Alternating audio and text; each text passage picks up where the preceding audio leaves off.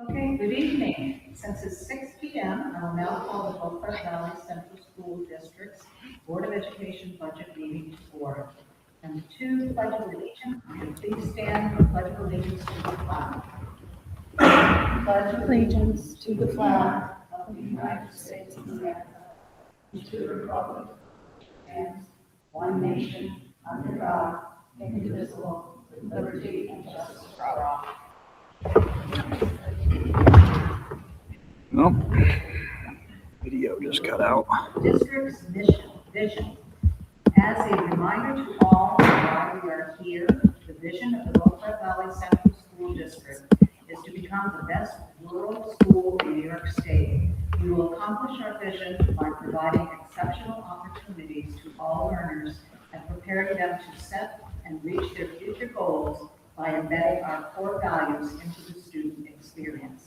Roll call, Mrs. Belzile, would you please take the roll call? Tom Broderick. Here. Paige Crowder-Saltema. Here. Paul Fenton. Here. Darlene Hooper. Here. Sarah Coleman. Here. Deb Spalding. Here. Jason Welch. Here. Sadie Burgess. Here.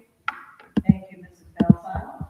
Attendees, since we don't have any attendees, so we don't have to move on that. Number 6, Dr. Rick Tim's financial presentation. We are very fortunate tonight to have Dr. Rick Timms with us this evening via Zoom. Dr. Timms is a well-known education finance expert and president and CEO of RG Timms Incorporated. Good evening, Dr. Timms. We are delighted that you're able to join us this evening. Where are you? Could we just pause for one moment? Okay.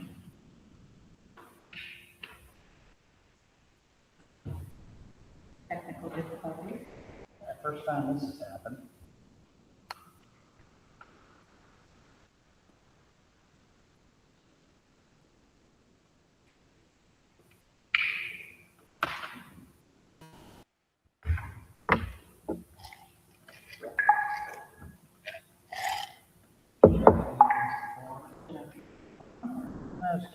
Second. Reconnect it.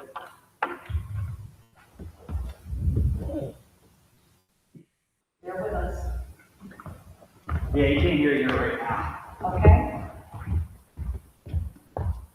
I can hear you, but all I can see is a basketball hoop. Fixing that right now. Okay, how do we sound? Do we sound I'm good? gonna go for a three-pointer. Does it sound good now? You hear us? Yes, I do. Okay, we're good. Good evening. All right, good evening, everyone. Thank you for inviting me.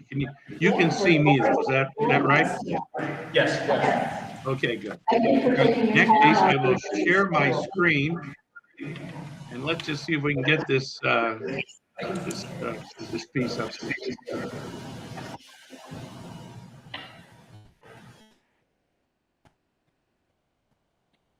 Okay, let's just get a couple things out of the way here. Okay.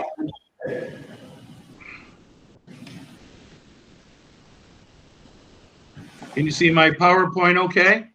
Yes, we can. Okay, good. We want to thank you for taking time out of your busy schedule to meet with us this evening. Oh. We really were interested in what you had to say when we met with you back in January.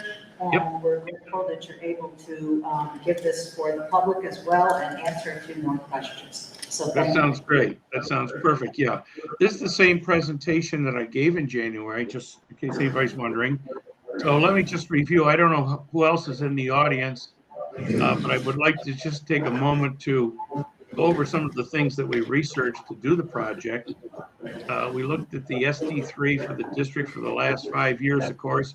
The ST3 is the official documents handed in to the state education department.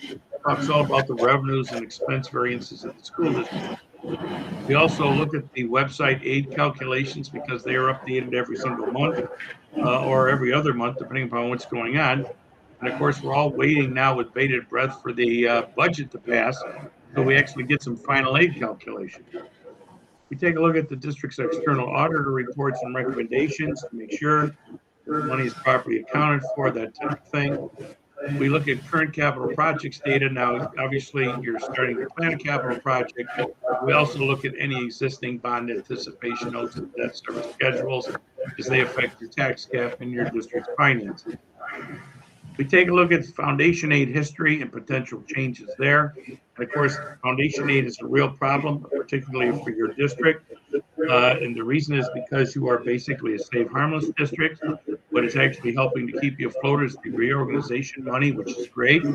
But even that is starting to decrease over time. So we're going to talk a little bit about that. We're going to talk about the rest of your related expense-driven aids, not limited to excess cost aids, post-season transportation aid. These are big-ticket item aids. They're partial reimbursements for programs and things that you do.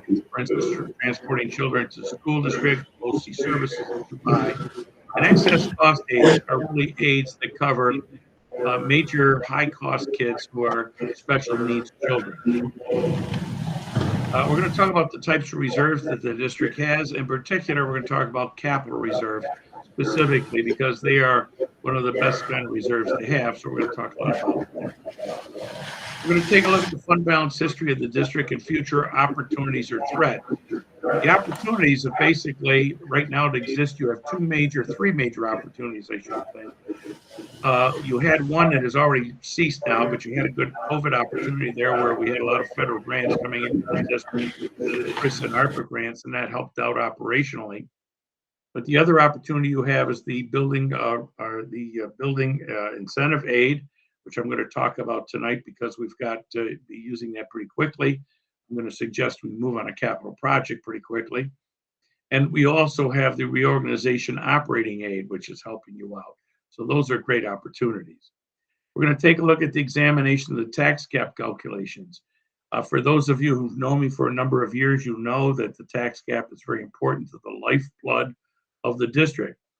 Just because you merge doesn't mean you could just do away with any tax levy. You've got to keep those taxes coming in. The idea is we want to be reasonable, so all we want to do is go to the cap, not necessarily exceed it.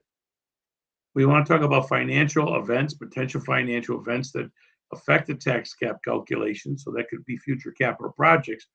But two of the big ones right now are property values for your district, as well as inflation. They affect the tax cap. I want to mention from time to time the Comptroller of the State of New York, the Office of the State Comptroller, OSC, and how his findings relate to the district. I want to talk about the use of funds, particularly the appropriated fund balances, which is the identified difference between your budgeted revenue and your budgeted expenses. There's always usually a little difference, and we appropriate some fund balance there so that if we spend out our expenses completely and the revenues don't come in better than expected, we're able to bridge the gap. I want to talk about the unappropriated fund balances, which the district has been doing a great job with, which are unrestricted fund balances, 4% of the next year's budget. The district has been doing a stellar job with that as well. I will need to talk about the projected teachers' retirement system rates and employee retirement system rates. Now, these are rates for the pension systems, and I believe we're going to see some changes in the teachers' retirement system rate over the next couple of years, perhaps beginning next year, because they're trying to enhance a tier 6 for the teachers' retirement system rate, which is going to probably end up costing the district some money. Now, that rate this year has gone down a little bit, but people got raises. So what happens is that depressed rate is against accelerated expenses, so that could have a little cost implication. The employees' retirement system rate has moved up quite a bit, over 6% this year, and when coupled with raises, that's going to be an additional cost to the district. Projected contractual obligations of the district. Although over time you have tried to right-size the district, in other words, you practice attrition and breakage over the last 5 years in particular since the merger. You still have contractual obligations with the collective bargaining units, which could include teachers and other staff. So we had to keep that in mind as we did our projections. We tried to analyze what pilot agreements could you do to the school district, and I think we were able to thwart a pilot agreement problem the district could have had. Thank goodness your superintendent and I had a nice talk a couple of years ago. You have a community host agreement, which I believe will help you, but it's really not it's helpful, But the key thing is that it's better than a pilot agreement, but it's another source of revenue, which is also helpful. But it's not like it's a huge amount of money all at once. It's dragged in over 30 years, so the pilot extends a long time, and it isn't until the out years really that it becomes a little more beneficial. The district's tax levy history, which you've collected in taxes, because remember, a district is not supposed to spend more than it takes in revenue, so we're going to look at that. The district's revenue and expenditure variance history. In other words, to what degree are the revenues really spot on? They're hard to predict right now. We're also trying to predict state aid right now. We don't even have a state budget. So that is always a dicey proposition, but we do the best we can. Expenditure variance history is very important because we do not want to spend out the budget, but the budget must be big enough so that no matter what goes wrong within the district, we can pay for the cost. Should a boiler fail? Should something happen in a transportation facility, a lift fail, things like this that would have to be immediately addressed, we want to make sure the budget actually has money in it to protect the district so we don't have to borrow money needlessly. Any recent or pending statute, regulations, or decisions of the commissioner that might have implications for your finances? Well, one that's coming up right now, of course, I used to work for the commissioner, so I know how this works. The commissioner basically is to enforce educational law and all kinds of laws pertaining to school districts. You're facing a mandate starting in 27 school year, 27-28, all the way through to the 25 or 35 school year. You're supposed to turn over your entire fleet to zero emission buses. So this has big implications, but I've been lobbying legislators, and I hope you have too, to move this law back because many districts, including yours, I don't think have enough money. I don't think you'll have enough power in terms of electric power. And I don't think you have the wherewithal to translate your entire transportation facility into a zero emission bus facility. So this new mandate is going to be a real problem for you. Of course, coming up in 28, 29, if the governor passes the budget the way she intends it, there will be a mandate for universal pre-K. Obviously, you're using an outside vendor now in concert with the school district, and it's going very well. So far, so good. So it's those types of things we've got to be concerned with. Evidence of district-wide long-range planning. We've done long-range planning with regard to a previous capital project that we were looking at. We've done some analysis of a current, looking at a capital project that I hope will be projected into your near future. And also the evidence of long-range planning in your budget. And of course, we've had a number of interviews with your school business executive, Hayden, and also your superintendent, Josh, and I want to publicly thank them for being really good stewards of the district and being very patient with me as I asked probably a million questions as we had numerous Zoom meetings, sent spreadsheets back and forth, and I had them analyze all kinds of data. So I think we're going to end up with a pretty decent report. The next thing I think we want to go through now is a little talk on state aid. So state aid for the school district is divided into major categories. The biggest category, which is basically the biggest number on the page, as you can see, is foundation aid. Now, foundation aid is unrestricted aid, except for a couple of items. But generally, if you'll notice back here in 23-24, you were fully funded. And a lot of times what this does, this gave districts a false sense of security, saying, oh boy, here comes a whole bunch of money from the state. And what happened was, I think a lot of districts were anticipating a greater increase in funding the next year. And as you can see, that full funding extended into the next year. You didn't get a single penny more in foundation aid. So right off the bat, to me as a financial analyst, a little red light goes off saying, uh-oh, I'm starting to see a restriction here on actually some of our foundation aid. And the subsequent year, there was some adjustments made and actually went down a little bit. And this year, you're slated for about $45,000 increase, which is 1%. Well, if inflation is 2 to 3%, and after the last, I'd say 4 years, it's exceeded double digit, like 15 or 16% for the last 4 years, this 1% isn't going to be very helpful. So another red flag for us, where now the legislature, I've been lobbying for weeks now, and I'm hearing from my legislative colleagues that they would like to see this number be 2%, which would be double this amount. But let's be frank, even if this number was 2%, let's just say it was about $100,000, you could barely hire a first-year teacher, pay for their health insurance, pay for their Social Security and their pension with that money. So this isn't a very heavy lift. The district still gets high tax aid from 2008. Now, this is an anomaly, to be honest with you. I don't see this money going away. So to me, I think the money will probably perpetuate on. But the truth of it is this money is just stuck in law. When the law was passed in 2008, there was a major uproar across the state about what districts got high tax aid and what districts didn't. I think the legislature was a little embarrassed by their own formula that provided this aid, but rather than take the money back, which probably wouldn't make much political sense, they decided to freeze it in perpetuity. Hence, your district has gotten this money for the last few years. There is no evidence that you have high taxes and would be eligible for this aid should it be recalculated at all. But I think the legislature is of the opinion that they do not want to take money away from the school district. Next comes the expense-driven aids, we call it, the transportation without summer school or summer school programs if you have one, building aid, building reorg aid, which you're not getting any of, but we want to get some of that money, so I've got a plan there. Your operating reorganization aid, which you are getting, but it's starting to decrease. It decreases 4% each year, so it's on the way down right now, so that revenue is declining, another red flag. Your BOCES aid, which tends to vacillate up and down, just like every other district in the state of New York. Some years it's up, some years it's down. Now, the interesting thing about this, it depends upon how many kids go to BOCES, how many are in BOCES programs, particularly career and technical education, what programs you buy through BOCES, what services, and each year is completely different. So there's no real trend data to say that this will continue to go up or continue to go down. So that's BOCES aid. Public excess cost aid is really code words for really high cost special ed kits, and you'll see that your amount has gone up quite a bit over the last 2 years. Now, it doesn't take many kids to get this amount of aid, but I'll make you a bet you're close to $200,000 worth of expenses, if not more, to get this $165,000. So when districts experience high cost special ed kids, it does put a challenge to their budget.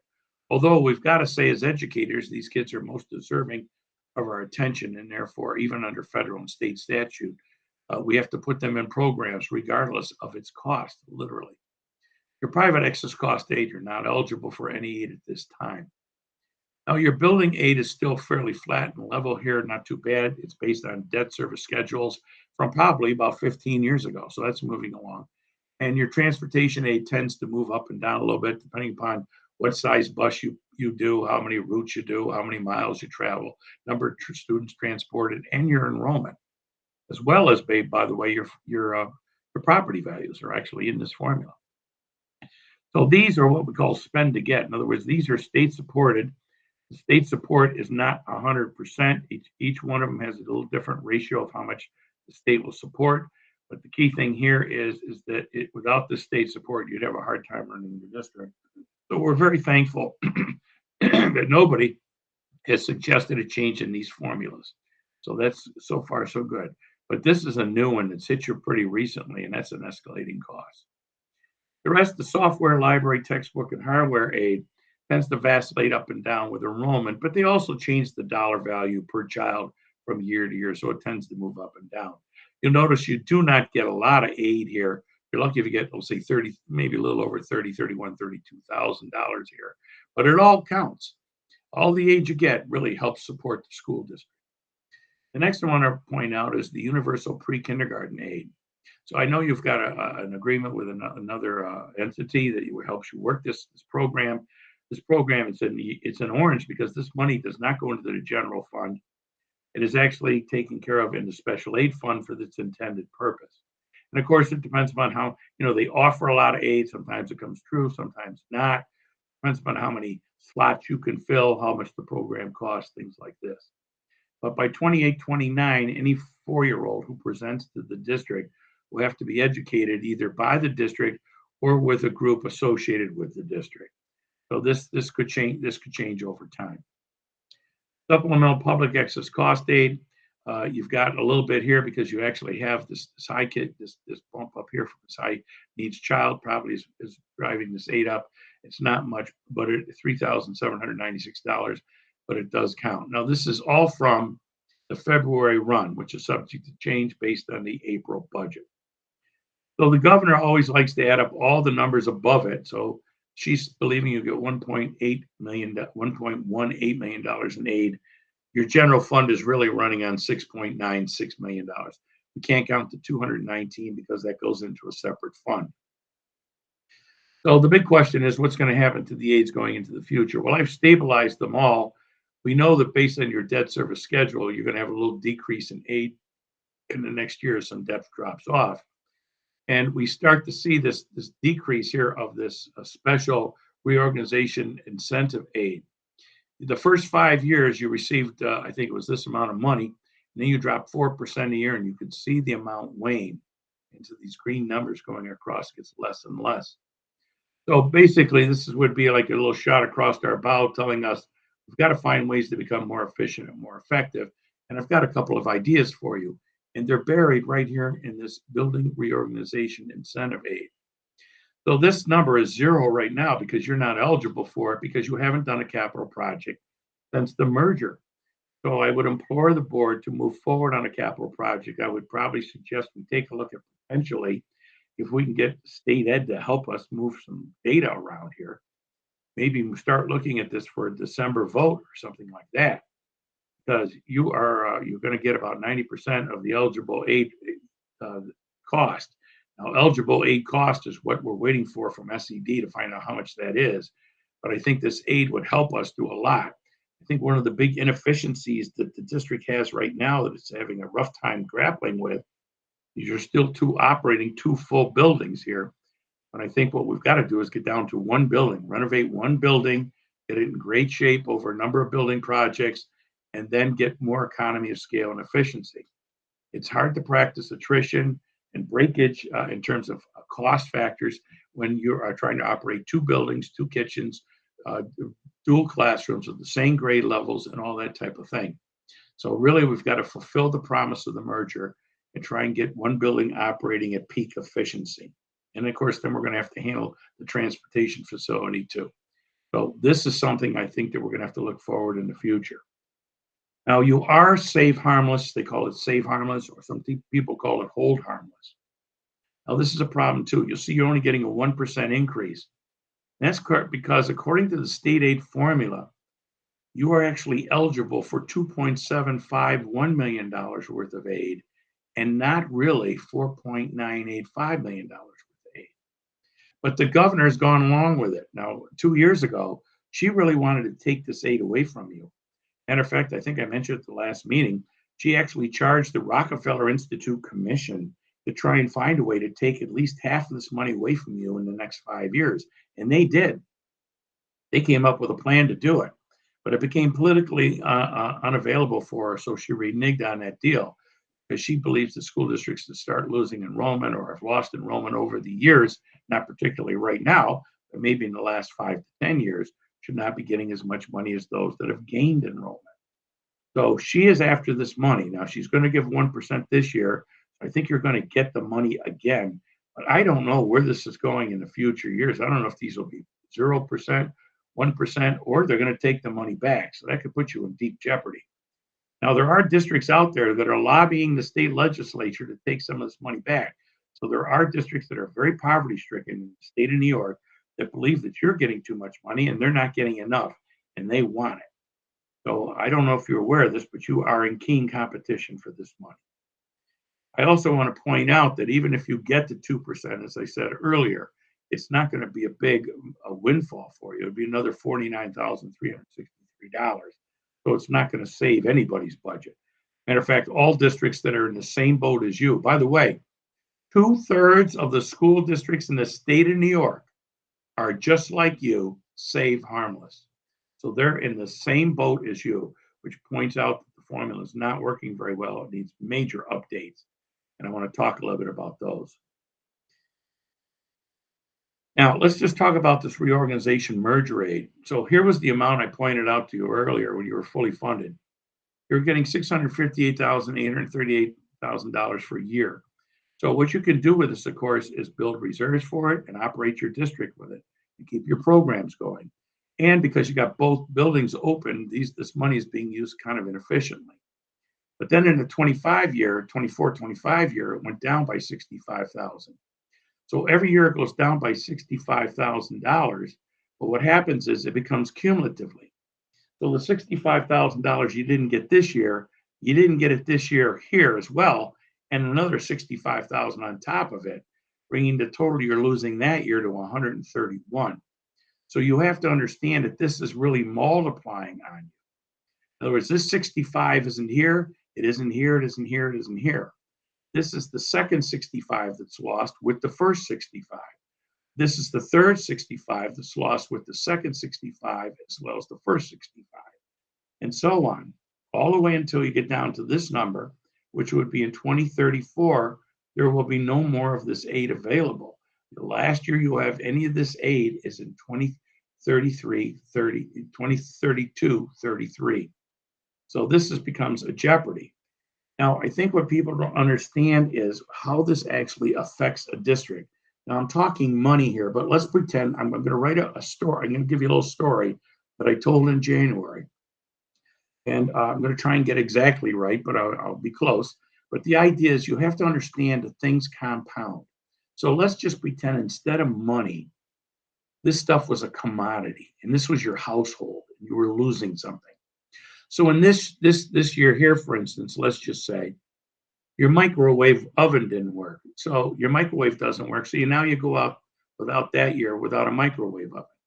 Then the next year, let's just say your regular oven doesn't work and your microwave oven still isn't working. And then the next year, your TV quits working, your microwave's still not working, and the oven isn't working. And the next year, your stove isn't working, the TV's not working, the microwave's not working, and the oven's not working. And then the next year, your car's not working right. See what I'm getting at? So these things tend to compound. And I was trying to illustrate that by using this point. Hot water tank maybe didn't work in 2025. You didn't get it fixed. There it is there. The next year, the microwave didn't work, but the hot water tank's still not working. Car repair in 27, car's not working, microwave's still not working. So what happens is the bad things that happen to you, the diminishment of the money compounds. It's not like you suffer the same problem every year. It gets worse every year. It compounds every year. So that's the thought you've got to have in your mind. So the faster we can really get one building operated to peak performance based on a capital project, and we can then practice better attrition and breakage, the better off we will be, because you are losing revenue that would normally support your expenses. So instead of like getting a raise at your job, your boss is taking money away from you and it's compounding you. So this is the dilemma we find ourselves with the revenue. So then I just put the money in, you can see how the money actually works. So you can use the story to get the idea across, but you can see how the money totally compounds. So here we were getting to 657, 838, and now we're at a loss, we don't have it.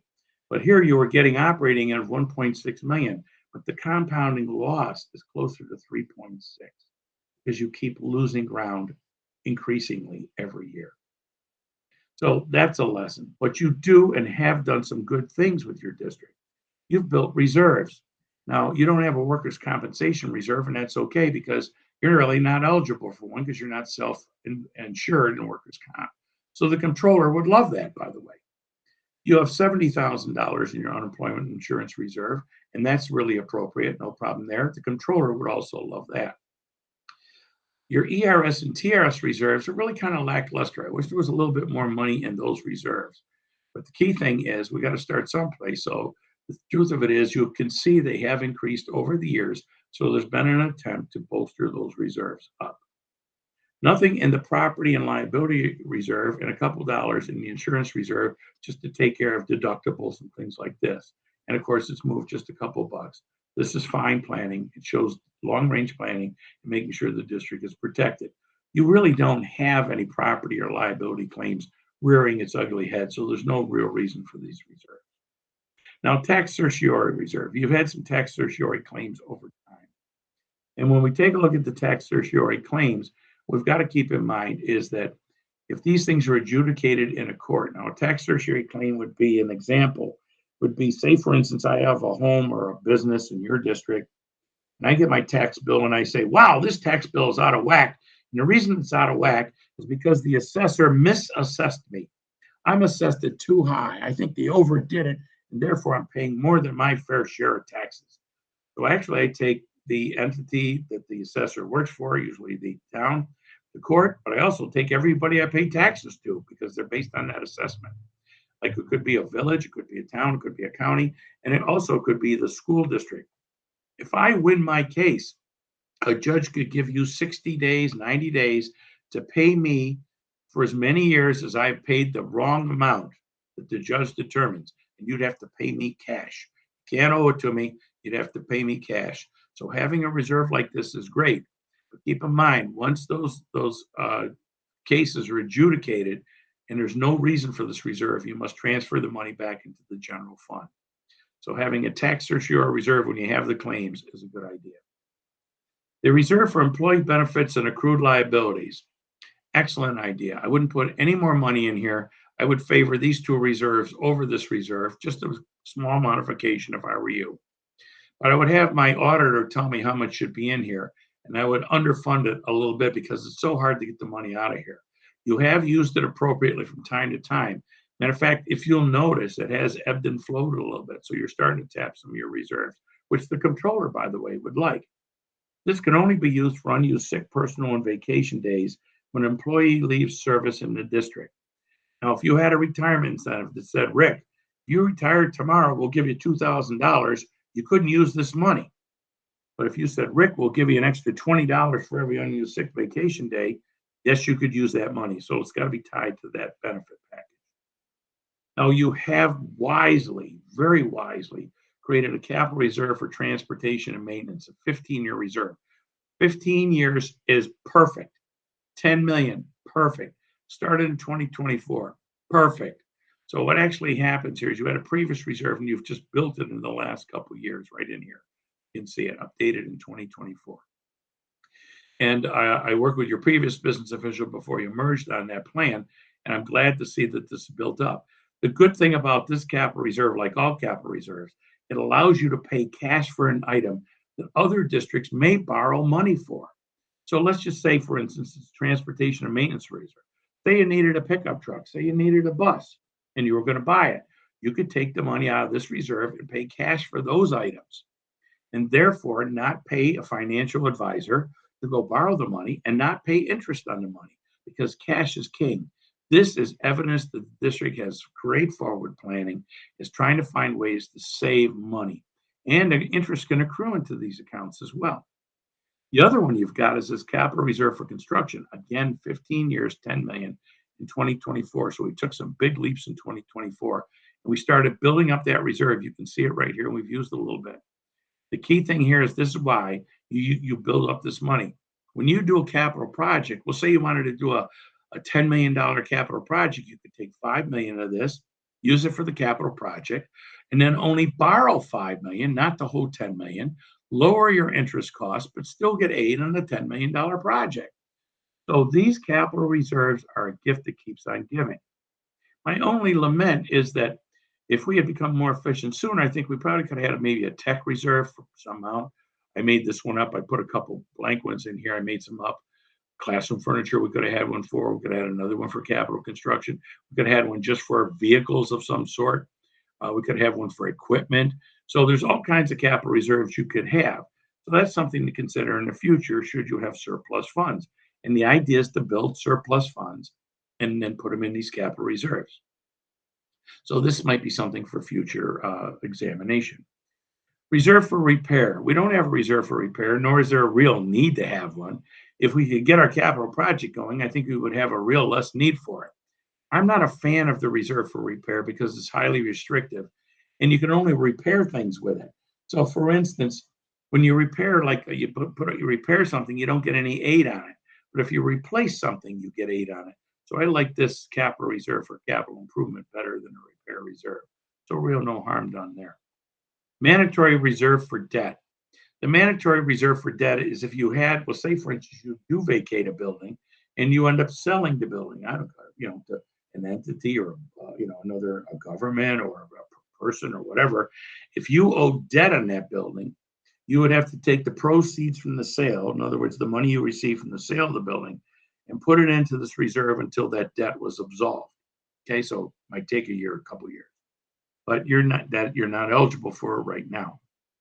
Other restricted fund balance. I've got a couple clients I've worked with over the years that actually have nuclear power plants in their district, or they have a coal-fired power plant. And what happens is it might be coming offline or closing or something, and they can build a reserve to offset the tax impact for that. So the good news across the board here is look at this. This is perfect planning. This shows me that a district is forward thinking and building up reserves after a reorganization, after a merger. This is excellent. The question is, where are they going? What's actually happening here is we should start adjusting a few of these. Right now, this yellow represents some movement already into reserves in the 26 year. So some have gone up, interest earnings and so on. You can see based on what I told you, these were bolstered up. This has moved up a little bit. Great. Here you can see this one here. Again, I wouldn't move this any further after this. This one here we've used a little bit of because we're going to be buying buses and types like that. And you can see now that the reserve is going to be insufficient to keep buying, let's make it up, buses for a long period of time. So this is where you would transfer money out of this reserve down into here to start buying buses. So you have the ability to transfer money out of these reserves into these other capital reserves until they're fully funded. Okay, and this money we would want to use all or part of it for, I would say, a capital project, and I'd say by June of 29, that money should be being used. Remember that your big aid ratio that you got because of reorganization is only good for the first 10 years. And if we don't spend it by, I think, June of 29, we're going to lose that incentive money, that extra 30% aid from the state. And we definitely do not want to miss that. So things are looking up here, still looking good. The key thing, though, is your capital improvement reserve is 69% of all your reserves, and your bus reserve is about 11%. So as you can see here, 80% of your reserves are in these two areas. So you guys building these up a little bit is really a good plan. The other thing, too, is that you've got money that's really unappropriated, unreserved, in excess of the 4%. As I look at this, the controller would be unhappy with this. I'm not totally unhappy with it. This money here, I think we should plan into next year to get it up here into these reserves to bolster these amounts and bring this down to the 4% it should be. So I think what we have to do is revisit the reserve plan for the district, and I think that will do us well. So I would suggest by the end of the year, Hayden and Josh and I get together and update a reserve plan, take money out of here and get it up here as it would be appropriate. So that would be my suggestion. The next thing is you have a debt service fund that isn't very big.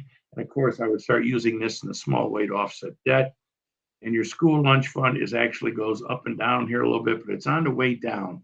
So I think we've got to keep an eye on the school lunch fund. The problem you've got is if you're trying to operate two kitchens, it's almost impossible to stay solvent in the school lunch fund without a donation from the general fund. And of course, good planning would say we don't want donations from the general fund. We'd want a central kitchen only for more greater efficiency and effectiveness. So I think this is something we want to keep our eye on, because we don't want to be feeding the school lunch fund, which is supposed to be self-sufficient, with the school district budget, which is supposed to be used for educational programs. So we should be trying to keep those separate as much as we can. So I think this bears further study. And if we can get that one building online with one kitchen, this actually might turn around on its own. The long-range capital, technology, equipment, bus, and vehicle plan should be developed to greater efficiencies and diminish costs. That's why I'm saying I think we should come up with a reserve plan. The other thing I pointed out is we've got to move along with a long-range capital project and its timing.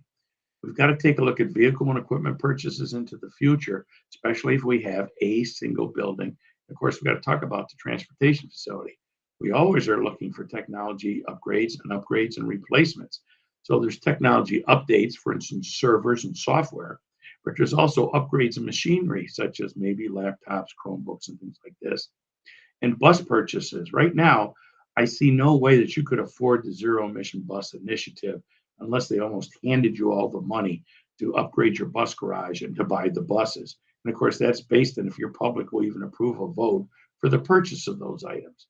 So there's a lot going on in this page, but there's a lot of good things going on. But I see some things that we've got to keep an eye on into the future. Nothing that we do in schools is getting less expensive. You know, I've developed a new trick question, and I don't think I used this on you when I was there in January, but I'm starting using it now in all my presentations. So it's going to be a trick question. I will not expect you to answer it. So I'll answer it myself after I ask the question, but I think you're going to get a kick out of this. How much is a zero emission bus? How much does a zero emission bus cost? The answer, anything they want to charge you, because right now under current law, you're required to buy them. So we're at the mercy of these folks. That's why we need this bus purchases for those zero emission buses pushed back 10 years. So if you get a chance, call your legislator who's working on the budget right now and say, we don't want more money for these buses. We can't afford to turn over the entire fleet. Move this thing back 10 years. I think it would save the district a lot of grief. Then we ran what we call a scenario. In other words, a little scientific experiment here. Put a tax increase based on the preliminary tax cap estimates.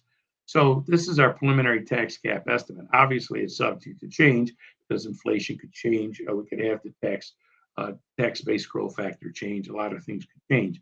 But right now, this is what we're doing. So what we're going to do is this is a revenue picture for the district. Right now, you are safe harmless with a small increase in foundation aid for only a year.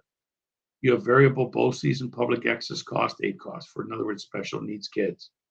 You have variable building aid based on your current debt service schedule without a new capital project. Your federal aid for Medicaid is very stable. However, in your expenses, we've got to follow your contractual obligations. We have no notable changes in staff patterns. Key thing is that we've got to keep an eye on that. And I think if we could get into one building, we could maybe make some savings there. It'd be a lot easier lift. I know by examining the district, maybe that first page I went through, that we have less people working for us now, although we've had to start a new special ed class because of increased enrollment there. And I know we had to get a teacher aide and things like this because of special needs children on occasion. But overall, the staffing patterns are really lower than the original day of the reorganization. Now we have stable ERS and TRS increased costs. Remember, even if the rates stayed the same, the cost would technically increase because salaries would increase. It's the rate times the salary to increase the expenditure. And keep in mind, inflationary costs escalate rapidly in school districts. In other words, the cost of textbooks is going up more than 3%. The cost of buses is going up more than 2.5%. The cost of your utilities is going up rapidly, double digit for most districts. Cost of health insurance, things like this. So what we're going to do is we're going to test this hypothesis. The idea is if we were to stick to the cap, which I believe we should do, I think it's a good practice to do. Because once we fall behind, trying to get that money back from the taxpayers is really almost impossible. Let's see if we have enough money to last 5 years. So we're going to go from 26 to 27, 1, 2, 3, 4, 5 years out. So if we were to increase taxes at these levies amounts, we would increase taxes by 1.385 million over a 5-year period. State aid is really from the state aid tab, and your state aid is waning. What's actually happening is right now your debt service is going down, your building aid is just going down. You can see it drop down right here. You can see technically transportation aid is basically going down just a tad, not much, but the rest of your aid is not moving very much at all. So we can't count on any increases here. What's really driving this down is that reorganization aid is dropping like a rock. Remember I told you the cumulative effect? The cumulative effect of that aid dropping over 5 years with everything else stable is a loss of $600,000 worth of revenue. So we've got to make hay while the sun shines. Federal Medicaid reimbursement, it's a pittance in your district. We put in $17,000 back in 2025. Right now, I think we're going to roll that money into interfund transfers or something. In other words, we're hardly getting any money at all. Your district is very small, makes it very difficult to get much money. Interfund transfers from reserves, purchases of buses basically is in here. So we're moving buses, we're moving money out of a reserve into, in other words, this revenue is your own money. You're using your own money as a revenue source. So that's what's happening here. Now, the good thing about this is that you're going to purchase these buses in cash. Now, normally they aren't put in here this way, but this is fine. This will work out because on the expense side, we have a transfer in to spend the money as well. So it doesn't look like we're inflating in expenses. Other revenues, we're getting hard pressed to actually get a lot of interest earnings and miscellaneous other revenues. So I think what we're doing is the budget's getting very, very tight in the revenue side. So that's going to be really stymieing us.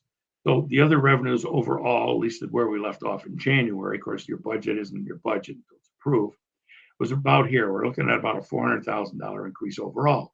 In other words, taxes are moving, but everything else is going in the wrong direction.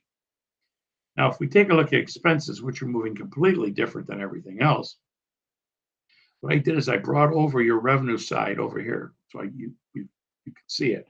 Here's your increase in revenue, and here's your expenses.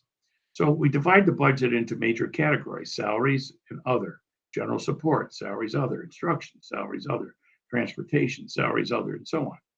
So who's in salaries? The superintendent's office, the business office, which means everybody works in a business office that gets a salary in the school district. But the major bulk of the people in this code are operations, maintenance, buildings, and grounds. So it's cleaners, custodians, landscapers. People work outside, people work inside, they clean the building, they repair things in the building, all those folks. We're looking at moving from about $900,000 to over $1 million, almost $1.5 million, $1,058,000, about $163,000 increase. Okay. Now, if you notice, it's an 18.2% increase. But this is what's so important here. I put percentages down because board members like them, but I hate percentages in most cases. Sometimes they're helpful, but not often. There's a couple good times they're helpful, but not a lot. Look at this. This thing is moving at 18.2%, it's $163,000. This is moving at 2.4, and it's almost 400,000. I always look at the money. I think you should be focusing on the money, board members, not the percentages. You can look at them because I put them in for you, but that's really what we're looking at right here. So the idea here is look at the next one. Now this is other. What's other? A big part of this is utilities. Utilities are double dipping us all over the place across the entire state of New York. So heat, light, electricity, whether it's gas, oil, whatever you're using, electric, oh my gosh, it's really escalating rapidly. Now, if you'll notice right here between here and here, it's going down. So what's happened is Aiden has done his best. He's worked very diligently to try and right size your budget. In other words, not over budget expenditure to make your budget look bigger than it actually has to be. Now, the plus about this is it makes the budget much more reasonable. The thing that we got to be careful of is we don't want to harm fund balance, which I'll talk about a little bit later. But you can see the adjustment right here. See it right there. You can see it. So there's an adjustment to bring that number and corral that number. Now, also, and here's BOCES administrative costs, could be technology purchases, could be liability insurance, your attorneys in here. So there's a bunch of other isolated costs in here, moving from about 2.2 million to about 2.56 million, about 362,000. Look, the percentage is less than this percentage, but the number is more than double. See what I mean? Percentages, not too helpful in this case. Now, the biggest number on the page is instructional salaries, and supposed to be, because as I think I explained in January, this is the mission of the school district. Now, who's in this? Principals are in it. Teachers are in it, special ed, general ed teachers, behavioral specialists, if you hire them, guidance counselors are in here, nurses are in here, librarians are in here, coaches are in here, class advisors are in here. So all those folks, everybody that works with a kid every single day is in this code. So this is the people that work with the children every day. This is the mission of the school district wrapped right up in here. Going from about 4.34 million to about 5.2 million. An increase of 909,000. Now let's stop right here for a second. Notice this is one code, the cost of instruction. See it? 909. Please note that it is a lot bigger than all of your revenue increases. See that? Right off the bat, we can see we're going to have some problems here. We've got to get in one building, and then we are able to right size the district more appropriately. It's hard to right size it when we're trying to operate two buildings highly inefficiently with very low class sizes and things like that. The other category is all the kids you send to career and technical education and special ed services at BOCES. Okay.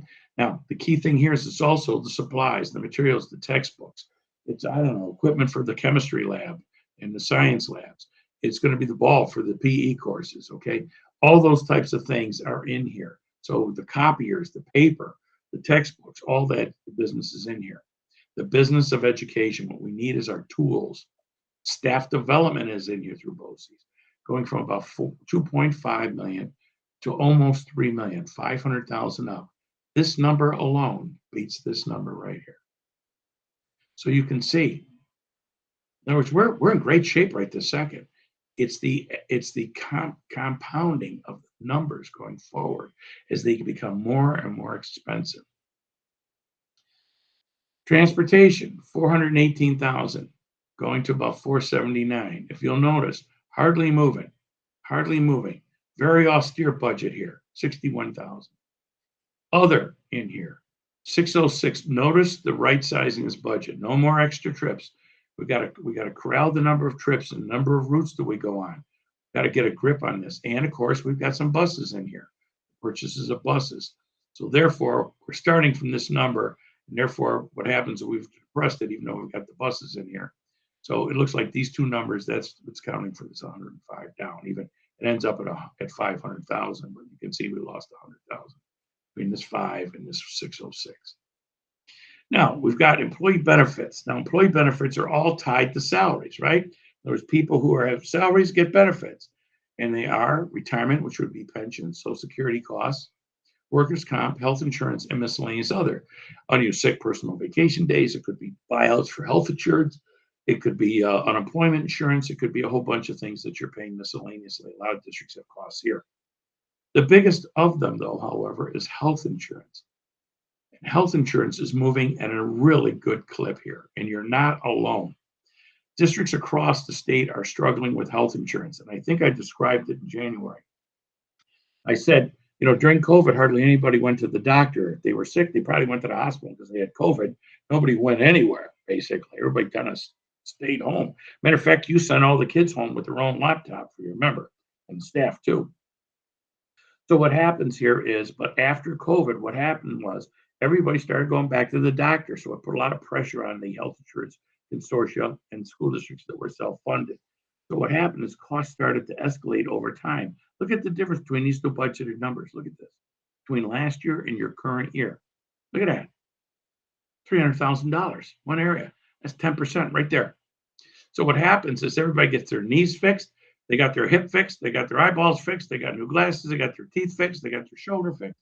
They got their arthritis fixed. You cannot watch TV without watching about 15 million commercials for GLP-1s or something to fix your this, that, or the other thing. Pharmaceutical drugs are going up. And of course, the big, beautiful bill with its Medicaid reimbursement diminished is causing agita for all school districts.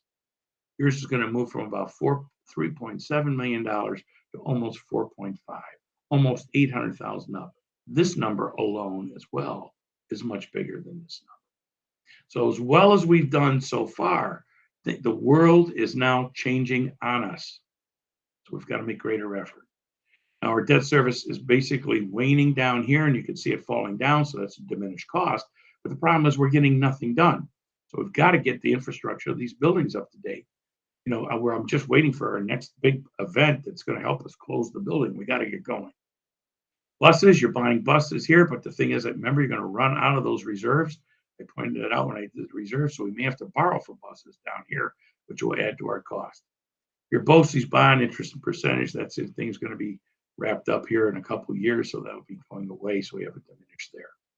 And you had some interfund transfers that I don't think we can continue unless we absolutely need to. They could be maybe school lunch fund transfers, which I think would be a real problem going forward. I'm praying that we can get, maybe we could rectify the school lunch issue. 4408 kids is really code for special ed summer school. If you have any of those kids, some people use this for capital outlay. We've diminished that cost because really you can't afford it. So if we look at our overall expenditures, you can see they're going up about 2.7 million against $400,000 of revenue. So we're going to have a problem here. As good as we've been doing, we're going to have our future is getting going to be tougher. So we've got to move ahead on a number of initiatives. What I did is I brought over the revenue picture. Here's that 393. Here's the expense picture right here. So think of it this way. This is the more money coming in that year. So in 27, we're going to have $120,000 come in more than we had before, but 110 going out. So that's a good balance. That's nice. The next year, we got the further deterioration of the reorganization aid and diminishment of building aid, for instance. So we're actually going to lose some ground. You can see we're losing ground with the revenue, even despite the tax increase. But we're gaining expenses. You can see it. We're gaining 400,000. We're gaining $500,000 worth of expenses right here. Then what happens is more money, 200 comes in, but 689 goes out. 220 more comes in, but more 720 more goes out. 118 more comes in, 649 comes out. So we've got to start making hay on the benefits of this merger. So there's a couple things we got to start looking at. One is the budget is getting tighter. In other words, back in 25 last year, as we look at the revenues that came in better than projected and or underspending the budget, we had almost 1.1 million left over. We could use this fund balance. This year, we're probably looking closer to 689,000 or thereabouts, still subject to change until the end of the school year. And all we're doing is praying that Hayden can come in with that amount at the end of every school year. Meanwhile, you're going to be buying buses, and at some point, praying over here to use that extra building aid, we're going to be doing a capital project. So that's going to diminish our reserves.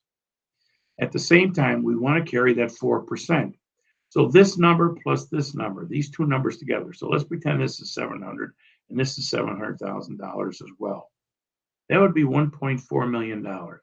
And what we want to do is we want to have about $1.4, $1.5 million every year that we can work with. Why? Well, think of the calendar of how a school district operates. July 1, who's working? Well, central office is working, superintendent's office is working, business office is working.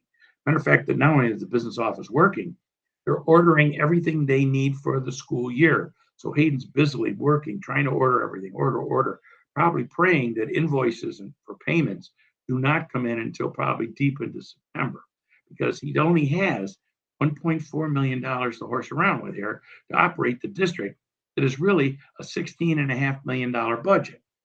But he's got to kickstart this thing in July.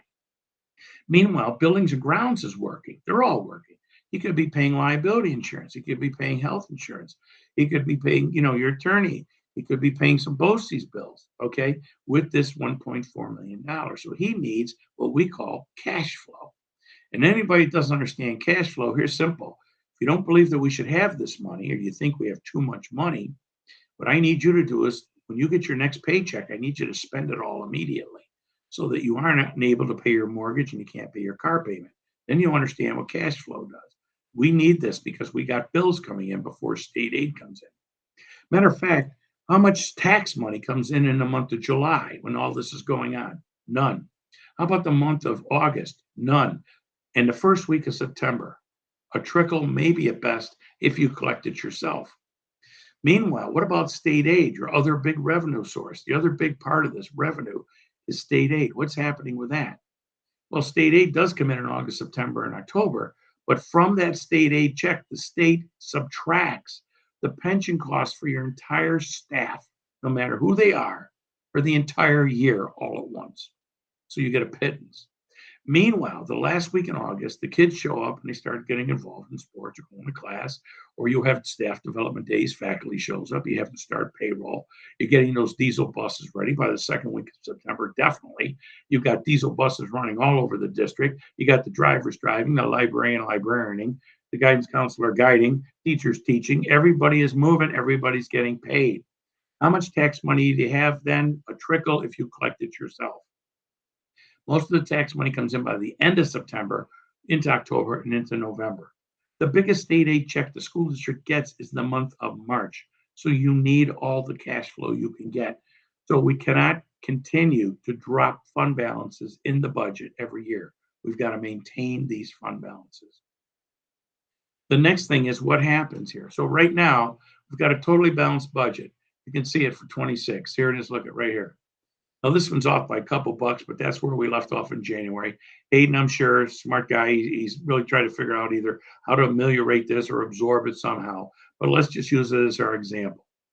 Right now, what's happening here is because we don't have any appropriate fund balance for the current year, if Hayden can come up, we'll say $690,000 at the end of this year, what's going to happen is we're going to take that excess money that was above the 4%. We're going to take it out of there and we're going to build reserves with it. Remember, I told you I want to build those reserves.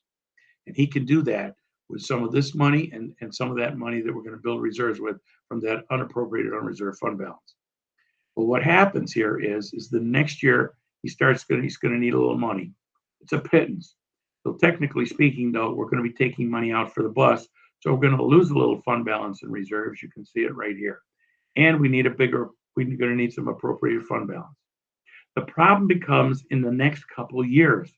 What happens is the budget starts getting out of balance. So here you'll notice this is 16.3 million in revenue and 17.1 in expenses. They're out of balance. So if he needs 802,000 to balance his budget and he only has $689,000, he's going to need more money. Where's he going to get it from? He's going to get it from the reserve and his other fund balances. That's what's going to happen. And it gets worse each year as we move along. So in this next year, he's going to need 1.3 million to balance the budget. The difference between 16.5 and 17,800,000. But he only has 690. So then you're really going to tap reserves plus the capital project. So as time goes on, the budget gets more and more out of balance. And what'll happen here is it'll be basically unsustainable. Can I get you to 20, 30, 31 perfectly? No, it'll be close. It'll be real close. But unless we start making changes in these years here, we won't make it past 31. That's the idea. I mean, we can keep you barely there, but this is really a guesstimate. And I'm a little reluctant to say that you will be totally safe. And that's our dilemma, because I think there's money to be had in the building project. And I think you can become much more efficient and decrease the rate of increases of this budget over time. But we've got to take some active steps. Now, for those of you who didn't like all the numbers, what I did is I put some graphs together. So I've got some major expenses here. You can see here's real property taxes moving at the tax cap. Here's your state aid. Remember the loss of the aid we were pointing out, with the reorganization aid going down. The building aid's flat because we're not tapping any of it that we should be tapping to get that one building up and running. So our total revenues are kind of ebbing and flowing around, not doing much. But our expense curve is moving up rapidly, and these are big numbers. So what we've got here's the instructional salary piece I showed you, and this right here is health insurance, just two big numbers as an example. Now this doesn't look like it's moving much. It's going from about 662,000 to 7,684, so it's moving at quite a clip. So you can see this curve is going up. Let's put everything together. Right now, you've been doing a great job with what you got, but now that the state is trying to start to take away some of the merger aid, now what's going to happen is this is going to put a downward spiral a little bit here, flattening out your revenues while your costs continue to escalate. So we've got to make some moves because you're going to need more fund balance to balance your budget, and you're just going to simply not have all that money. So what about your tax cap calculations? Now you have stated the cap. I think last time I kind of misspoke a little bit. You have stated the cap. If you had stated the cap, it would look exactly like this. But what I did is I found out that I think there was a recording error in the 22-23 data or the 21-22 data from the governor's office, or the controller's office. That looks like you did not go to the cap. But we've researched it, and I stand corrected that you did go to the cap and have stayed to the cap. But notice what happens. Let's pretend that you didn't go to the cap. I remember, I think I told you the story about all the board members working for him Monday through Friday. And I said, I pay you $100 a day if you work for me and you did a good job. And then what I did is I reneged on the promise and only gave you $90 a day each day of the week. So that first Monday, I gave you 90 instead of 100, so you were behind by 10. On Tuesday, I gave you 90 instead of 100, so you were behind another 10 on Tuesday, but 20 for the week so far. And we kept going so that I gave you only 90 on Friday. So I did everything the same every day. So you were short 10 on Friday, but for the week you were short 50. And that's exactly what would happen. So what happens here is if you didn't collect this money, you would depress then what you would actually be getting in your levy each year, and it would compound. And over time, if you had not collected this money, just this one time, only a measly less than $28,000, you'd actually be $176,000 behind in revenue. That's not the case but because I did misspeak, I didn't know, of course, that there was an error in the controller's data.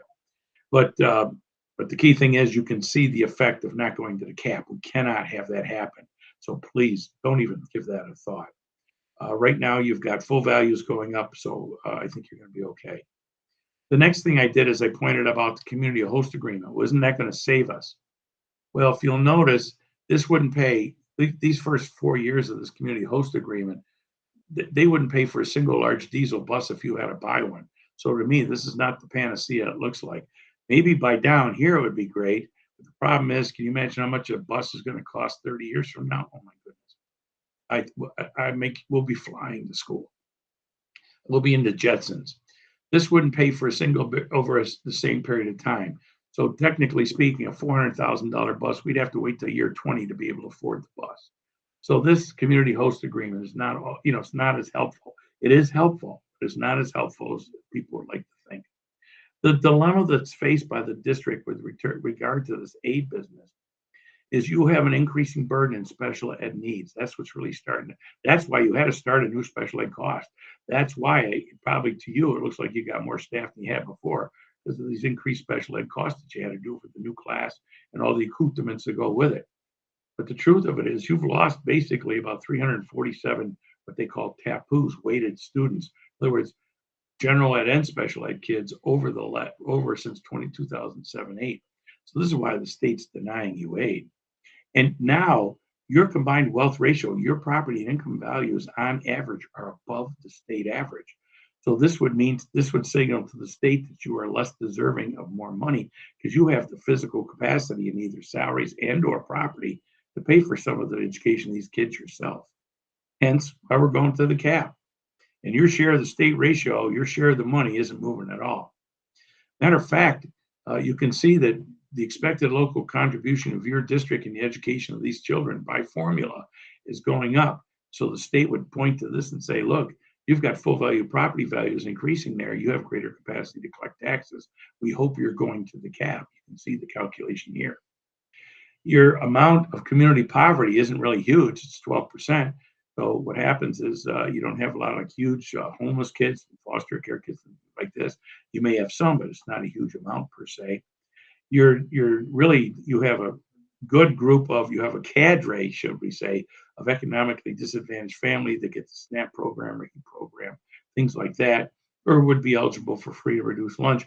But you're considered a 5 by this scoring, which means you're in average wealth districts. If you look at your pupil needs index, though, it is high. So you do have a group of kids that are very needy, and this is putting pressure on your budget. But your loss of kids over time is actually negating any increase that this would give you. That's a pretty high number, by the way, pointing out that you do have a specific need for high needs kids. But the loss of these kids here per child is what's undoing it for you. You've got 243.77 miles in your school district. I have no idea how you're going to be able to afford to turn over a zero emission bus fleet in 8 years and cover 243 miles with your topography and with your climate. So again, I would be lobbying your legislature saying, you got to stop this. Your tax-based growth factor for this year is 3.0039, which is evidence of increasing tax base, by the way. This is right from the controller's office. Your actual selected billing aid ratio is around 70%, but we're probably going to get 90 out of it here by the time we're done with the reorganization aid. But the key thing is that if we don't, we're going to be back down here to about 70%, maybe 60% by it's over, because as these numbers go up right here, this thing here might diminish. So I think we've got to move quickly. Your transportation aid ratio, because you have 2 hamlets and you're actually operating, in the state's view, it looks like you're operating 2 school districts. So what happens is your aid ratio is pittance. It's terrible. 51.5 is good. I prefer something like 80% or something like that for you. Your high cost aid ratio and your BOCES facilities and operating ratio, a lot of these have to do with property values, and these are not particularly good. So we don't have an economy of scale here to help us out. So in a summary, your foundation aid, at least where we left it off, was going to be for the current year, $4.9 million and 36,000. The governor's proposing $4,985. Now that could change when the budget comes around, but it's a whopping $49,000 increase of 1%. it's not a big help. Your payable foundation aid, in other words, what the government says you should be getting is 2.7 million, not 4.9. So they say count your blessings that we're giving you $2.2 million. Your selected foundation aid per pupil is $5,817. It has been diminished by subtracting the 17,000 from a bigger number. The only way you can get more foundation aid is if you can find by June 30th 384 kids. It's not going to happen. That's how deep you are in the Save Harmless. So really, all the work's got to be on the expense side of the budget. So right now, I'm sure Hayden has been since January and continues to rifle through the budget to make sure he doesn't spend any more money and absolutely has to. And he has as much carryover money as possible. He's really digging into this thing, and he really wants you to make sure that you have good cash flow. So he's doing his best there. The budget process is difficult because we have to extrapolate costs. If you said to me, Rick, you know that insurance amount you gave me for 20, 30, 31, is that the exact amount we'll pay? No, but if we keep everybody that's working and it keeps increasing at the rate it's going, considering how much we know it costs now, it's going to be close and it won't be good. So we've done a pretty reasonable job, but we've got other types of things. We've updated them as much as possible. But no one can actually anticipate every single revenue and cost. We don't know over the next couple of years who could resign, who might be hired. You know, marriages, I put down marriages, car accidents, and getting sick. I know it sounds a little silly, but the truth of it is I've been a superintendent of a district where I've had people out for a year because they're ill or they have something very terrible happens to them, and I have to pay a full-time substitute and them at the same time as they use for sick days, and it puts a drain on the budget. They're certainly entitled to it, and God bless them. We hope they get better, but it does put a strain. When people are out or things happen to people, we have to pay double. In other words, the person who's out as well as the person who's there substituting, it costs money. We could have more increased student needs come in the door anytime. Still got a couple months of school. Some kids could walk in the door still. You might need another class by the end of the school year. Who knows? Interest earnings are waning. We're not sure where theirs are going. Foundation aid, as I explained to you before, is really problematic. So we try to be as reasonable as possible. But inflation costs have nothing to do with us per se. School inflation is different than regular inflation because we don't buy washers and dryers and microwave ovens. The truth of it is we buy textbooks, we buy supplies materials. 3 years ago, I bought a district an F-150 pickup truck for $34,000. I bought the same truck this year for $74,000. Our inflation costs are escalating rapidly. Health insurance costs, salaries, everything. We've got to evaluate our purchase and staff need. We got to look at the possibility of attrition and breakage. You have in the past, you've utilized it in the past. You've got to continue to do it. But you must recognize if you need a special ed teacher, you need a special ed teacher. End of story. If you need a certain type of science teacher, a foreign language teacher, you need that teacher. And these places are scarce. So you've got to actually keep up your salary schedules and your benefit packages. There's just going to have to be less people because you have to seriously decrease your cost escalations. I'm not telling you to decrease your budget. I'm telling you to decrease your costs in the budget because we need more cash flow probably. Health insurance, pensions, salaries, transportation. I hope, I don't know if you filled up your diesel tanks lately. I hope they're filled up now before the school year starts. And if they're not, they're going to cost you more than if you had filled them up 3 months ago. I mean, some of this stuff is getting pretty dicey and it should be addressed in your financial plan. And we've done the best we could. But you have severe limitations on your revenues. So I'm hoping that you don't even think about not going to the cap because we're losing that reorganization aid. Remember, the state's going to have its own fiscal cliff coming up. So we've got to be prudent. Do not expect the cavalry, the state, to come in and help you. The feds, by the way, have eliminated all federal grants except for the federal grants. And they're leaving us all just drifting. The next thing I pointed out to you, there's a concern over the financial impact of the needed capital project and the effect on the tax cap calculation for long-term fiscal capacity. You have to continue your educational mission, but you have to have a building that has a sound roof, heating systems at work, that is sanitary, that is safety, taking care of safety. These additional burdens have to be taken care of. We've got to get in one building. We can't be operating two buildings. I mean, it is defeating the whole purpose of the merger. We're missing now on the economy of scale, and we're missing also on all the aid we could get for it. I know there's a willingness to pay taxes conundrum. In my entire career of decades, nobody ever showed up to a board meeting and said to me, Rick, I'm not paying enough in taxes. Please increase my taxes. But the idea is they voted for the merger. They're trying to save an education for these kids. You're a rural school district. You don't have a lot of options. These kids are important to you and your communities, but keep in mind it goes the other way too. These kids look at you and you are all they have. You are launching lives daily. You're taking care of kids. You're becoming part of their families. So this is very important. So we've got to make sure people understand why they're paying taxes. You need reorganization within the district. Like I said, the need for multiple elementary schools. We've got to start looking at mandated course offerings. We got to take a look at what's not mandated. We got to look at transportation issues and greater efficiencies. And I think if we could eliminate the multiple elementary schools and get our school lunch working more efficiently, that would be a big help. The goal is to significantly decrease expenses and quickly. Think capital project. District is running out of time before building reorganization aid is no longer available. If we don't get to that 29, I think we're going to really regret it. You got to continue to right size it. You have been right sizing it where it's appropriate and where you have the ability to do it, but we have to continue to do it based on diminished enrollments, trend data, course offerings, class sizes. But you got to keep in mind student demographics and other metrics. You do have a group of high needs students that have special needs that you've got to take care of. They're the most needy among us, deserving not only by state and federal statute your kind attention, but it's only the right thing to do ethically. Remember, there's no more of these federal grants running around to help you. So we can't keep post-COVID staff levels. We can't keep class sizes that we had during that period. And the fund balances, we can't keep that were there. So those days are gone. I wouldn't spend another moment talking about zero emission buses other than when the legislator telling me they got to move this back 10 years. You can't afford it. It's ridiculous. By the way, I'm sitting in my car. I have a hybrid car in my driveway right now. So I'm not opposed to zero emission buses. I would just can't afford them.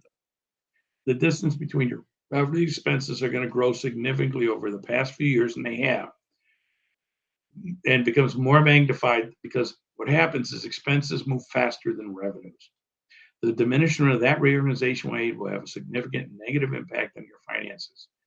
At the current trajectory, salaries and benefits will overwhelm your finances versus almost any potential perceived ordinary revenue gains. In other words, just sticking to, if we don't find a way to economize our expenses, the cap won't be enough. Going to the cap will not be enough. Failure to act immediately and over the next few years will make it more difficult to sustain the district's financial potency. So the idea is you got to keep that thing going. You got to keep going. The district needs to revisit all possible options, including financial triage. In other words, what was ordinary before may be a luxury now. That 1% increase, maybe 2%, let's hope it's 2% increase in foundation aid will not be enough. Any future increases are totally unknown. You do experience enrollment declines and demographic changes. Your expense-driven aids are continuing under current law, which is great, but remember, they're only partial reimbursements. They're not paving the full shot. Absent significant cost reductions in the consolidation of the elementary schools to improve financially helpful, but the yield's got to be significant enough. If it's not, we got a problem. We've got to have future, maybe, are you going to have to look at future merger? I hope not. But the key thing is that you got to stay afloat. You're a merged district, and people are looking at you to fulfill the promise of the merger. Monitor the cap, the appropriated fund balance is growing, and beware of the political implications of a supermajority, which means you need 60% of the voters to pass your budget. And that basically was it. So if I could answer any questions, I'll stop sharing, get my mug on the screen, and I will answer any questions you have. Well, I'd like to thank you, Dr. Timms, for providing that very thorough, comprehensive review of our financial picture, the future of it, the long-term future. I do have a couple questions, and I'm sure the other board members do as well. Excuse me? Is he saying okay? Yeah. Okay. Personally, I'm very concerned about the information that you provided regarding the difference between our revenue and expenditures becoming greater each year, especially with the loss of our incentive aid, the current trend of declining student enrollment, and the escalating inflationary costs of our expenditures. Your projection of a possible financial crisis by the year 2031 was very alarming to me. You also provided us with a number of recommendations to help alleviate the possibility of that crisis. Do you think that our current budget is doing enough to offset the possibility of a future financial crisis in the relatively near future? I think you're doing as best as you can with your current budget. I think it was well built. I believe your budget was well built. What I would say is until you get it down to one elementary school and we get that capital project going, that it will be the key to, I think, a continued success. I cannot point to anything that has been a misstep to this date. The problem we've got is trying to operate these two facilities. One, the one that you're trying to, I think, upgrade is in significant need of upgrade, and the plan is very comprehensive. And therefore, we've got to launch it sooner than later. And I think that will ameliorate much of the issues that you're facing. Rick, can I just kind of add on to that question, and I guess just for clarification purposes, the growing gap between the revenues and expenditures, that's almost like a set it and forget it model, right? Like if we do nothing about the expenditures, that's what that gap will look like. But if we continue to monitor, if we continue to discuss attrition every chance we get, if we continue to,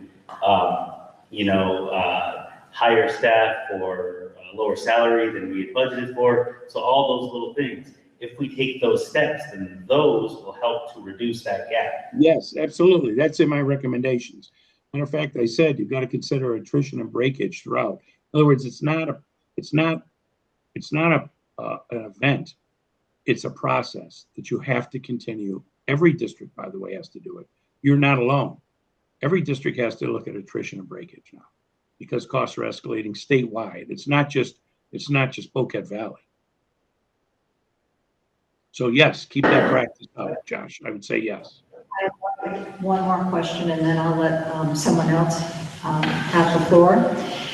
How long do you predict that we would be able to afford operating two campuses? I know Dr. Meyer has stated previously that it costs us approximately $3 million a year to keep the Lakeview campus open. Even with the successful capital project, we are still looking at several years before a new addition could be built. Will that be soon enough? It'll have to be soon enough. I think the thing is that the sooner we move on it, the better. I think everything that you do, in other words, you don't need a strategy. You need a series of strategies, of which I think the attrition and the breakage would be one, as well as the renovation of the one campus, and then the building of the addition would be, you'd have to go in stages. Right now, you can barely make it to 2030, 31. I've got a lot of districts that can't make it even that far. So it's not like you haven't been doing a good job, okay? But the key thing is you can see the cost escalating rapidly. So the sooner you can accomplish those two missions, the better off you will be. Thank you.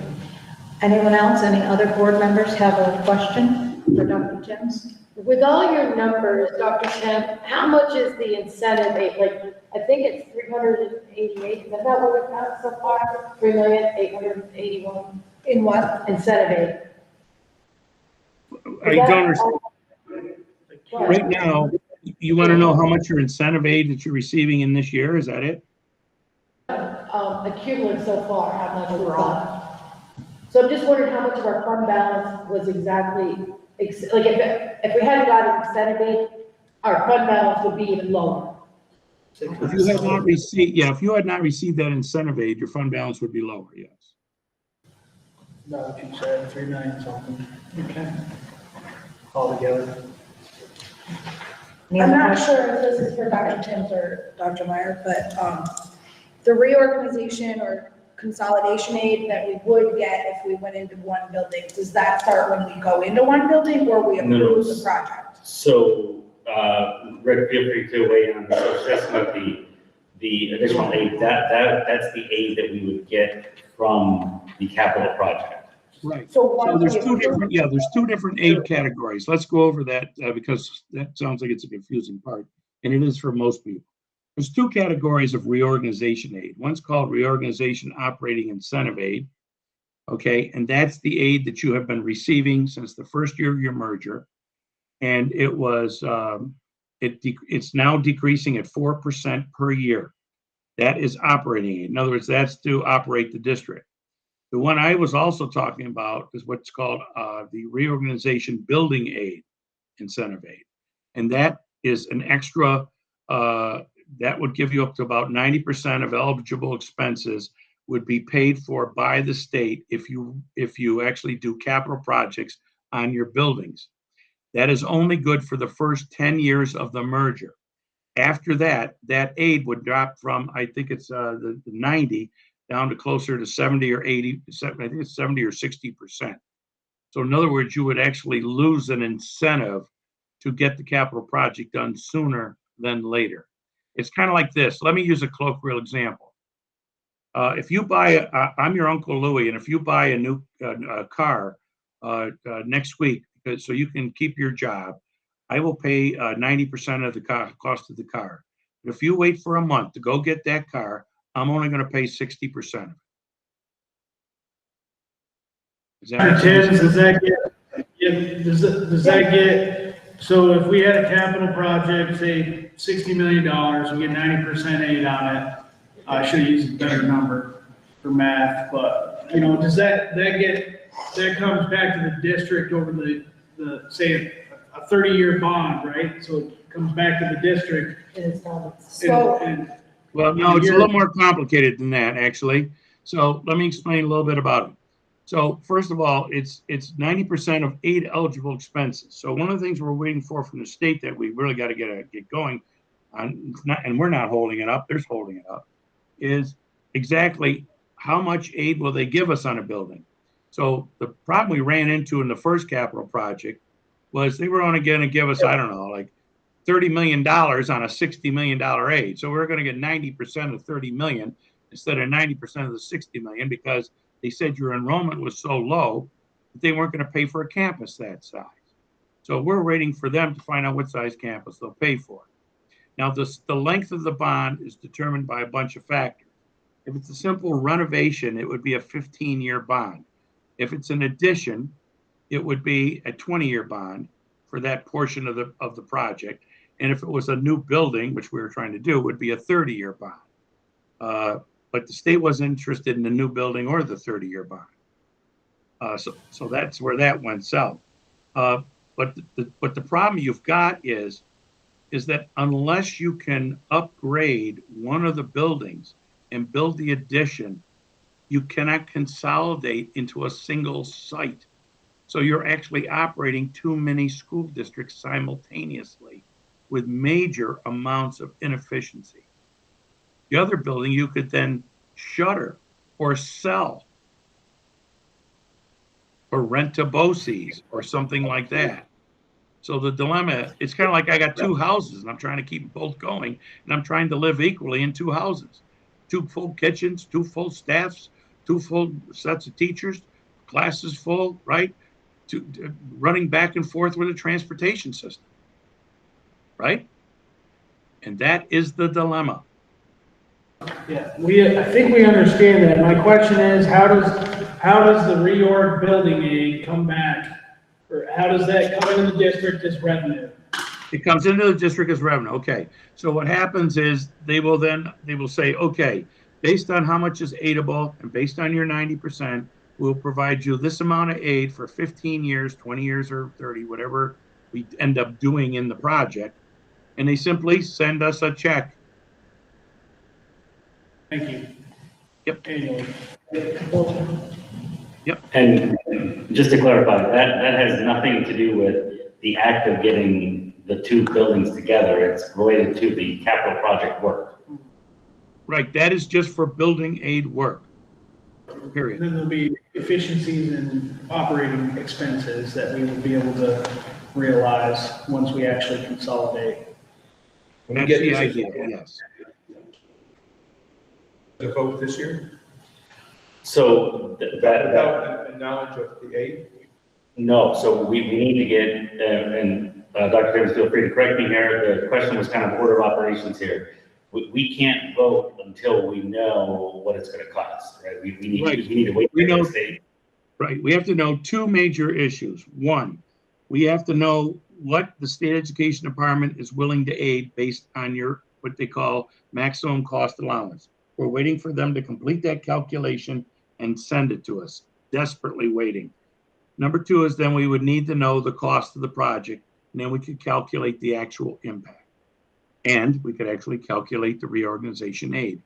Once we know those two things, then you could go out for a vote whenever you want, as long as you provide proper notice. If I had my druthers, I would like to get all this done so we could vote in December. But it's dependent on other groups, not just us or you. Thank you, Dr. Timms. Do you You're have any quotes that you could get us an Yeah. answer from state ed any sooner? The MCA is only taking what, is that, this round, 7 months? I don't know what we're at now. Yeah, what are we at? More than that? Okay, Well- anyone else? have questions? Working with state government is always a challenge. Yes, That was certainly is. Anyone else? Tom? Sarah? Paul? No, my question was answered. No. Okay, thank you very much, Dr. Timms, for joining us once again. We certainly appreciate you taking time out of your busy schedule to meet with us tonight, okay? It's my And- pleasure.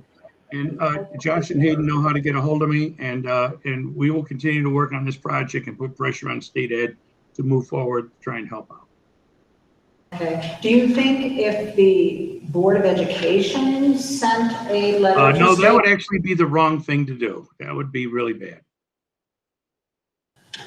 They don't like any pestered, right? You know, it'd be like calling your mother. It'd be like calling your mother. You know what I mean? The coach never likes you to call your mother. So, look, we're gonna get Thank you. on, we're gonna try and do the best we can. Okay, thank you very much, we appreciate it. You know. Have a good evening. All right, you too. Have a good evening, everyone. Good night. Bye-bye. Can we move the buildings out of New York State? Okay, I guess we can move right along now, correct? Number 7, 2026-27 budget discussion. A, budget review, adoption, property tax report card approval. Do I have a motion to adopt the proposed budget for 2026-27 school year as presented in 7A, A1, excuse me? Do I have a motion? I'll move. Okay, thank you, Sarah. And is there a second? I'll second. Okay, thank you, Tom. Any further discussion? Yeah, is this gonna be roll call vote? It can be, sure. Any further discussion? Anybody else like to discuss it further? Okay, all in favor? Aye. Well, Are we doing roll? Are you doing? Oh, you're doing roll call, that's right.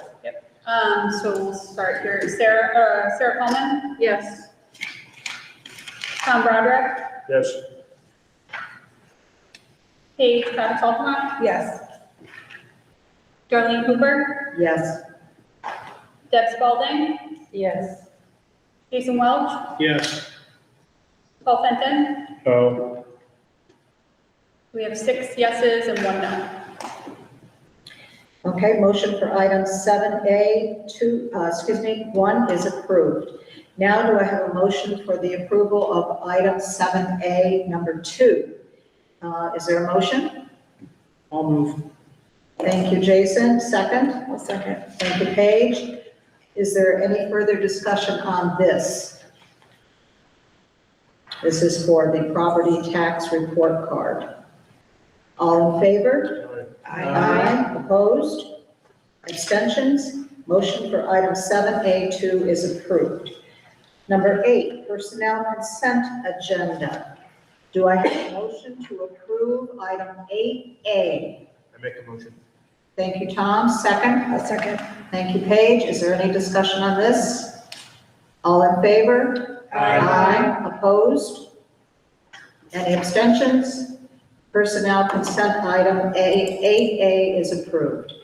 Next meeting, number 9, we have a meeting, special meeting on Tuesday, April 28th, 2026 at 8:30 a.m. at the Mountain View campus. This is to be, we will be voting on the CVES board, and it should be a very short meeting, approximately 10-15 minutes long. So, and B, public budget hearing and regular meeting Tuesday, May 12th, 2026 at 6 p.m. at the Lakeview campus. And C, there's an annual budget vote and school board election on Tuesday, May 19th, 2026 from 12 noon to 8 p.m. and that will be held at the Mountain View campus. Before you go forward, I've noticed that online and in publications, the June meeting says Tuesday, June 11th. It's a Thursday. So I'm not sure which, if it's supposed to be Tuesday or supposed to be Thursday. For which one? In June. It's the Oh, next one after this, but Okay. I've been working on my schedule and noticed that. All right. Thank you, Thursday. Paige. It is Thursday. Yep. For pointing that out. All right, number 10, executive session. Specifically, the board anticipates entering into executive session for the following reason. A, number 6, to discuss the medical, financial, credit, or employment history of a particular person or persons. Do I have a motion to enter into executive session to discuss items 10A? Motion? I'll motion. Thank you, Paige. Second? I'll second. Thank you, Sarah. Any discussion on this? All in favor? Aye. Opposed? Abstentions? Motion passes. No action will be taken after this executive session. Which is, we'll talk about next Okay, meeting. we're all set? But, online, it said Tuesday.